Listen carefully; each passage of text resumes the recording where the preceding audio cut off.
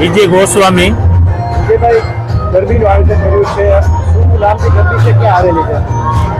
આ ગરબીનું નામ છે શ્રી નવરાત્રી મહોત્સવ મંડળ 15 જપસમ પ્લોટ સ્વર્ગસ્થ ભીખુભાઈ ગોસ્વામીની ગરબી. કેટલા વર્ષે ગરબીનું આયોજન કર્યું? 1962માં આ ગરબીની સ્થાપના કરેલી અને ત્યારે જે સ્થાપના કરી ત્યારે અમારી સાથે એ ભીખુભાઈ ગોસ્વામી મારા પિતાશ્રી થાય, એમની સાથે રેડિયો આર્ટિસ્ટ ટપુભાઈ દેગામા, જે વાલજીભાઈ ડાબી કે જેની 350 જેવી કેસેટો બહાર પડે, પ્રવીણભાઈ વ્યાસ, માનભા ગઢવી, આ બધાના સાથ સહકારથી આ બધાને એવો વિચાર આવ્યો કે આપણે માતાજીની આરાધના કરવા માટે ઘર બેઠા કરવા કરતાં કે આપણે ગરબીનું આયોજન કરીને પબ્લિકને પાછા આપણે જે આયોજન કરીએ એ પબ્લિકને પીરસીએ એ ભાવથી 1962માં આ ગરબીનું સ્થાપના કરેલી.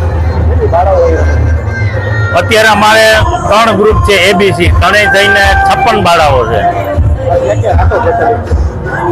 અહીંયા અમે તો દર વર્ષે અમારા ટોટલી અમારા 60-65 રાસો છે, કારણ કે આ રાસો પ્રચલિત એટલા માટે છે કે અમારા ડાયરેક્ટર જે ભૂતપૂર્વ હતા અત્યારે અમારી વચારે નથી, પણ એમને જે અમને સંસ્કારો આપેલા, જે અમને આ પ્રેક્ટિસ કરાવતા અને જે ગાયકી છે કે એક્શનો છે શીખવાડે એવા ટપુભાઈ દેગામા છે, વાલજીભાઈ ડાબી, પ્રેમભાઈ વ્યાસો ગાયક કલાકાર હતા.